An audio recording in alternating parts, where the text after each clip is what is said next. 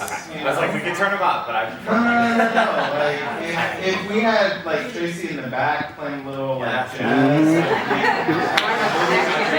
Get some ambiance. Tracy stays in there. All right. So with that, we're gonna go ahead. We're gonna introduce ourselves, our role in the college admission pipeline, and then we will kind of proceed as we've outlined. So my name is David Thompson. Previously, I worked in college admission as an assistant and associate dean at 2 different universities. Prior to that, I worked in after-school programming specifically for gang-affiliated and adjudicated youth who were trying to re-enter the traditional educational spaces.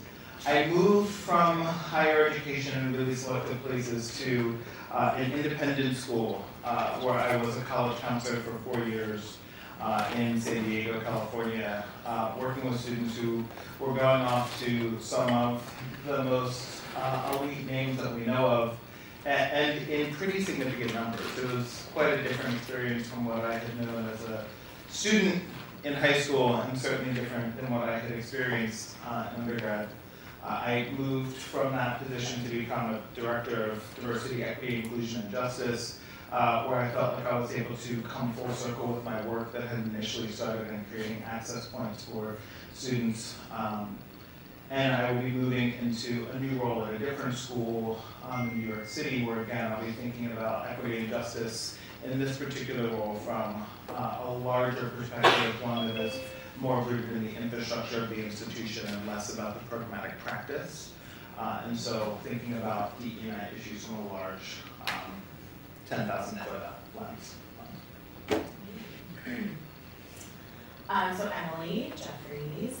I now work in online graduate school admissions for a third-party service provider, but I started out working with nursing students back in 2014 in their pursuit of a BSN, and straddled the student affairs and admissions side of things for a while before I started in graduate school admissions now in the online space, much like what we do with working full-time, going to school part-time, creating more opportunity and access through just literally creating more opportunity for folks to access the types of education that can be so life-changing. And so my passion for admissions comes from my own experience of looking for a university that would allow me the opportunity to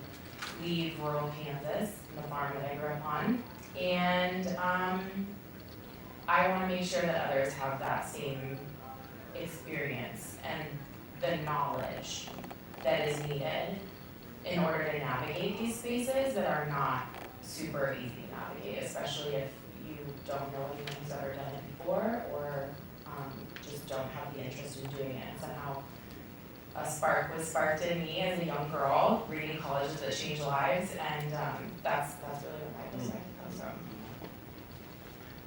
That's awesome. Oh, thanks. Yes. Hello everyone, I am Chase Weldon. Hi classmates. I am currently the Director of Admissions for Access and Outreach at Tufts University. I've been on the job for about 8 months now. Just a little bit about my background. I've been in admissions/enrollment management for about 11 years now. I started out in admissions right out of undergrad. I worked for the University of Chicago before going on over to MIT, not too far from here. I got burnt out because college admissions is a lot of work. It's long hours. It's a lot of travel, and it's great work, but it's very exhausting work, right? So I left college admissions to go over to the K-12 side, Texas Public Schools, where I switched from doing college admissions to enrollment management for a charter organization. I recently came back to the college admissions world because I was really captivated by the conversations that were happening around race-conscious admissions, and I wanted to be a part of that conversation. And seeing the current composition of the Supreme Court, I knew the direction that things were headed in, and I also wanted to be a part of the solution. And hence, I am at Tufts right now.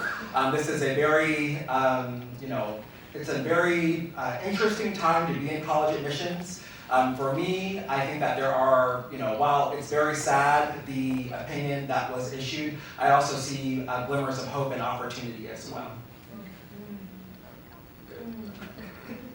Hi everyone, Joanne Chung. As many of you know, I have a background in finance and entrepreneurship, but actually before that, going way back to undergrad, I worked at the UCLA Undergraduate Admissions Office for 4 years. And then after finance and being an entrepreneur, I found my way back to college counseling or to education. A lot of my employees, because it is a service industry, a restaurant, they were immigrants or they were first gen. They didn't have the social capital that many are privileged with. And I found myself in kind of a mentor position, but not really knowing how to help them. So then I went back and got a certificate in college counseling so I could personally help my employees. And that's kind of how I came into this career path. And then, so now I'm actually working as a college counselor for like a prep company, and I do my own education consulting, I have my own clients. And I do volunteering for this program called the Match Layer Scholars Program, and it's part of the college essay guides, and they pair college counselors with high achieving but low income students. And through my experience, because I'm experiencing students who are very privileged, their parents can afford to pay the $200 an hour for consulting advice, all the way down to the low income students. This topic is just really near and dear to my heart because there's just a huge variation in how these children or students are experiencing the whole college admissions process. So I'm curious to learn from everyone else on this panel myself, and kind of just curious to know how I need to change anything going forward. And to be honest, I have a lot of Asian and white students from my own consulting thing at the prep company, and some of their parents actually came to me after the ruling, especially the Asian ones, and they were extremely happy and excited. And I truly believe in diversity, and I didn't know how to approach situations like this. I did talk to them and say, hey, this is not the best thing. I also work for the Project on Workforce, and we truly believe that diversity benefits the workforce, not just the classroom, but there needs to be diversity in the workforce. And to have that pipeline, you need diversity in college. So yeah, just really excited to be here and having this really important discussion. Thank you. Morning. Morning. So I'm Chris, and for the last 10 years I've worked in college and career advising. I kind of stumbled into it. After college just got a job in recruiting, and every time that I walked into the Comcast building in Philly, my soul left my body. So I had to exit that role. And I kind of stumbled my way into this world of college and career advising with high school students because of a random connection. And I knew nothing about it except that I liked working with people who were transitioning in some part of their lives and helping folks figure out a problem. And I knew that college had a big impact on me, and it could have a big impact on other people, so I went in kind of bright-eyed, bushy-tailed.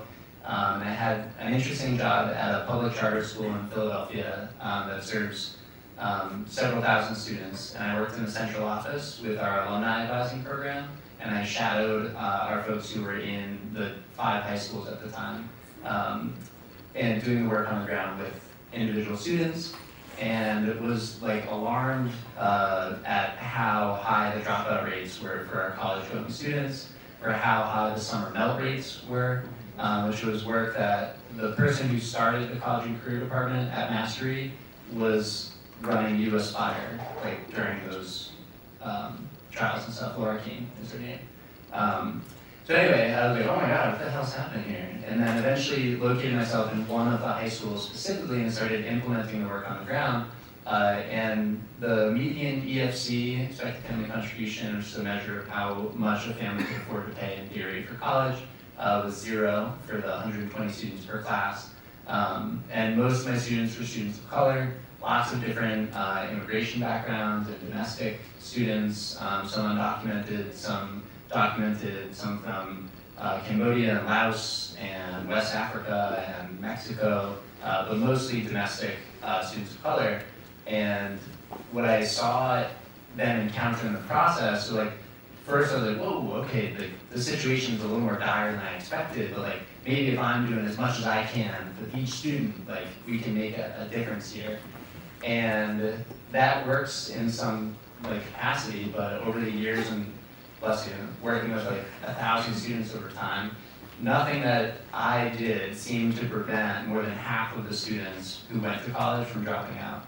And if you're already starting at a pretty low income background and you've now accrued debt and then didn't finish a degree and racked up a couple of years of missed opportunity of working and maybe severed relationships with folks at home because not everyone's family was cool with them giving this a shot, others were, there's a big cost to taking the risk of going to college. There's also a big potential benefit. But anyway, I've worked a lot with the students through like, what does this mean for you as a human being? And what does this mean for you as an aspiring like professional and academic, and who you want to be is like very wrapped up in this process. And therefore a lot of like heavy topics come out in their essays or in the conversations around how you approach this. And I've heard different students of many different backgrounds express that affirmative action is necessary, but like shouldn't be. Others saying like, I don't feel that it's fair that I as a black person get an advantage in this. Like, and a lot of folks are just going based on what they hear in snippets, but not on like the content of what does it actually like mean. In any case, so I work now, I'm the Director of College and Career Counseling and Alumni Support for an independent boarding school in Philadelphia that only serves students from low-income backgrounds who have one biological parent or no biological parent in the picture, and 95% are African American, the other 5% is a mixture of white, Asian, and Latinx. Anyway, so as this was all happening, I was getting a lot of questions from like friends and family, like what does this mean? And so I'm excited to share that with all of you and to be able to provide whatever insight that I can. Since it happened in the summer, I haven't had the conversations with my students yet, except for the few who were abreast of this coming down the pipeline. But there's so many things that are wrapped up in this conversation, and I appreciate your willingness to like, be part of it and share your thoughts.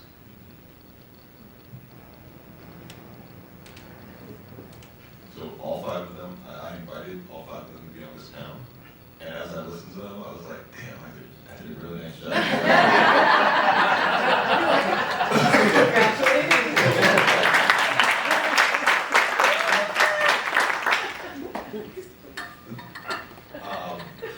So I'm a teacher. And like Chris, I work for corporate America, and I sold off my body, right? I went into the building. And I became a middle school math teacher, and I taught sort of in the hood and outside of DC. I taught in Madison, Wisconsin for a couple of years. Taught in Miami at a charter school for a couple of years, 3 years, and 10 years at an independent school, much like the schools that David references. And so I've had homeless students, and I've had children of billionaires, and everywhere in between. 12 years ago, I started a company to help students get ready for a standardized test because I felt like that's the thing that I could do, an actual a point of leverage where I can actually change something, right? Like the system is big and unwieldy, but like I can help a kid change a score, and by changing the score, perhaps opportunities open up, like Dr. Purcell said yesterday, like Frank said yesterday. Also, I think it's worth mentioning that I sort of view myself as the practice arm of my household, in that like I go out and I work with young people, and my wife is the academic arm because she writes papers. She was actually cited in Judge Ketanji Brown Jackson's the dissenting opinion in the recent case. And so we've been together 21 years, and I hear a bunch of shit from her, and I learn things. So I didn't go to law school, but I slept at a Holiday Inn Express last night, so. And so being a part of those household discussions, I learned things, and I feel like it informs my opinion of what they've very wisely articulated. And ultimately, the of this session is not, it's not affirmative action, it's not race conscious admissions, it's not overcoming systemic barriers, it's racial diversity in college admissions, which has a whole lot of pieces, right? And so Chase quite articulately talked about last night, sort of dispelling myths and providing clarity about what this conversation is. And so I'm really excited about this conversation, listening to them and asking questions and interrogating this and ultimately fielding your questions as well. Thank you. I agree, Kamal. You did a pretty great job putting us all together. One of the things that I will share about my own journey into this work is that it was by accident. I didn't know how to navigate the college admission process. I had a nice enough guidance counselor in my large Philadelphia suburban public high school. And I got care from him that most B student black boys in my 30% black, 670 some odd graduating class did not receive. Because when resources are stretched thin, you focus on the top of the class and those who got money, and I was neither. But fortunately, my mother was the executive assistant to the superintendent of schools, and so I'm sure I received all sorts of special graces and hard looks. And I was able to go to a predominantly white university that had a major in a program that I was really interested in. And I didn't really know how race played a role in all the things. I just kind of knew that it did, but I didn't know its actual depth. And I felt wildly unprepared when I was an undergrad. And so you heard a little bit about that last night. And on the very first day, I met by this person who I thought was like a contemporary of mine, who was talking to my mother. Was like, oh, like David, like does he have work study? My mom was like, he does have work study. She's like, I can give him a job in my office. Like, I would love to. This was the woman who read my application, who had me flagged as needing additional support. Like, she strategically placed herself outside that dorm. She knew exactly who to look for because there weren't a whole lot of us who looked like me in the Richards second floor. And she gave me an internship to use as my work study, and all she did was make sure I did my homework. And even then, I wasn't very good at it. And so, like, I was strategically marked as a person who would need some additional support because the college admission process at that time was looking at nuances beyond race, beyond address, beyond grades, beyond testing. And so when I started working at the Boys and Girls Club, it was only because I needed to stay and do that victory lap where I wasn't able to go to grad school as I had planned. And then when that grant ran out, my boss, Esther, who was there on the very first day of school, was like, hey, you should apply for my job. And that was my foray into college admissions. And so it's a pretty personal experience. And so what I don't often talk about are the number of times that I spent in class talking to a professor at a fraternity party, walking through campus, being told directly that I did not belong, being told directly that it was affirmative action that got me in. And I always wanted to say like, nope, no, like, in some ways I wanted to like pull up Clarence Thomas, but like not pull up Clarence Thomas, you know what I mean? Like, I knew that I was there for a reason, but I knew that the reason that they were talking about was wrong. And so wanted to just give a short definition of affirmative action from, this is very specifically the Human Resources page of the Department of Education. And it says affirmative action is a program of positive action undertaken with conviction and effort to overcome the present effects of past practices, policies, or barriers to equal employment or education opportunity, and to achieve the full and fair participation of women, minorities, and individuals with disabilities to be found underutilized in the workforce or education based upon availability. Can you read that one more time? Yes. Affirmative action is a program of positive action undertaken with conviction and effort to overcome the present effects of past practices, policies, or barriers to equal employment or education, and to achieve the full and fair participation of women, minorities, and individuals with disabilities.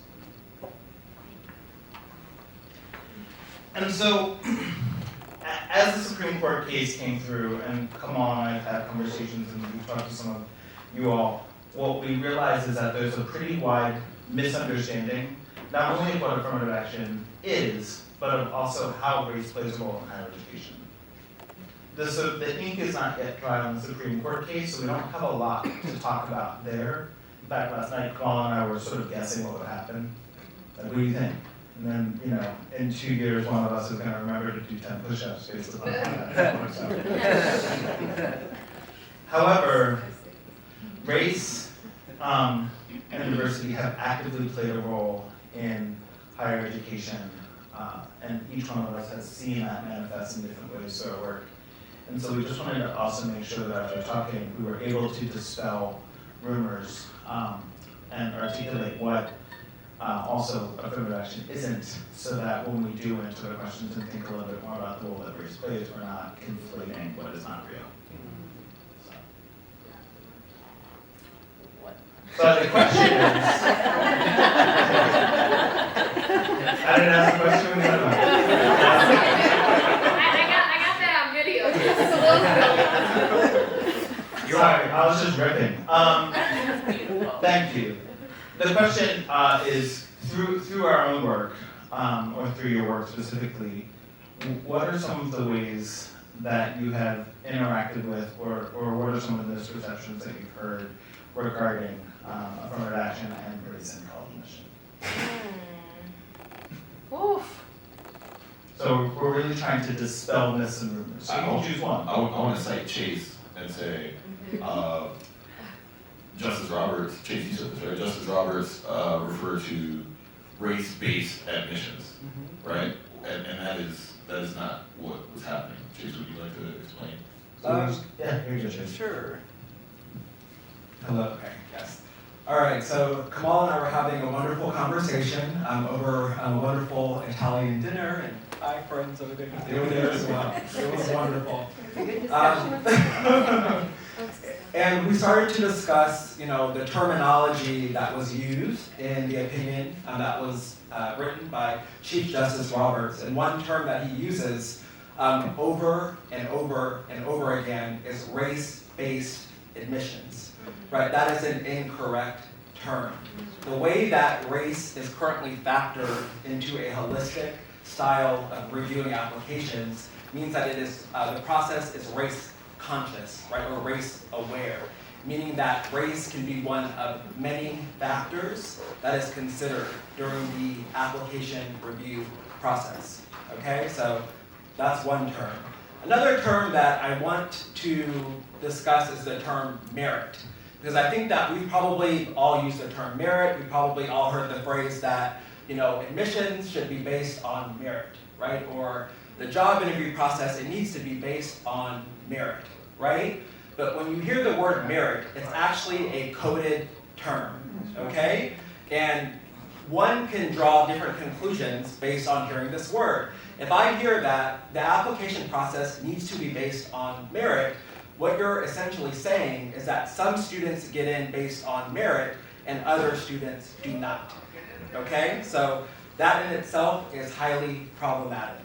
Okay? So there's a lot of terminology that we all may use, and I've used the word merit before, and I've had to correct myself because we have to be careful about the signals that we send because you're always sending signals. Okay? So I'll just stop it there. No, please don't. Keep going. I'll keep going.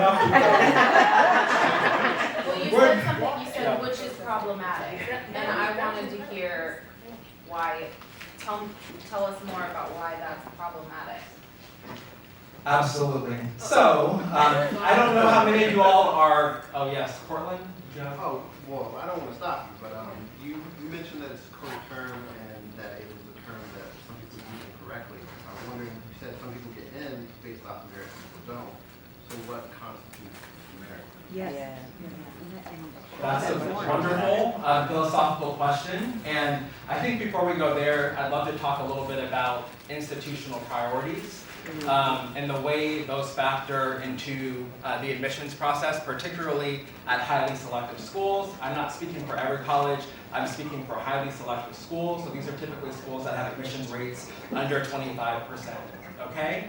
So we've all seen, the flashy headlines, this school has 30,000 applications, or 40,000 applications, or 50,000 applications, right? And the goal is to whittle that number down until most colleges have an entering class of, roughly, let's say around 2,000 students. And I think the assumption or common thinking is that, admissions officers, they get in a room, they review the applications, and the smartest student is going to make it, rise to the top, and the students that have lesser qualifications are going to sink to the bottom. And that's just not quite how it works, right? So the way that deans of admissions create a class is based around institutional priorities. So there are many different examples of institutional priorities, and I always say that diversity is an institutional priority for most universities, right? Most universities want to be able to say that we have the most, intellectually ferocious and diverse campus around, okay? But there are many others. An example of an institutional priority could be, an athlete, right? Every school has sports teams that need players, right? There are also typically 80 to 100 majors that need students, right? Faculty need students to teach, right? So it is an institutional priority that there are students in the classrooms of those professors that our professors can teach to, right? There are some majors that are less represented than others, right? Classics, for example, or maybe they're, the German language, right? I'm just throwing out examples. So that means that if a student is applying and they are interested in one of those majors, they would fall into an institutional priority, okay? Legacy status could be considered an institutional priority, okay? Being low income, that could be an institutional priority. I oftentimes hear that the solution to diversity is we just need to focus on low income students, and I'm here to tell you that that will not get the job done. I've been doing this work for years, right? And I'm not sure how many of you caught it, but during the oral arguments, we heard from a representative from the military. He was making the case for why diversity needed to be a component of the application process when creating the incoming classes for the military academies. And he shared the information that if we were to eliminate race and only focus on income, we would actually be decreasing Latinx, Black students, and we would actually increase white applications, right? Think of the math, think of the demographics, right? Black students or Black people were roughly 13% of the population, right? We think about, white families, right? Even Latinx families, the representation is much larger, right? So most students that are currently living in poverty are not Black by pure demographics, pure numbers, right? So if we only focus on low-income students, yeah, you probably could get some Latinx, Black representation, but it's not going to close any gaps, okay? So that's one thing. Another thing I want to share, then I'll pass the mic, is, okay, yeah, so one more thing I want to say is, I went to the University of Chicago, okay, and I remember stepping foot on campus as a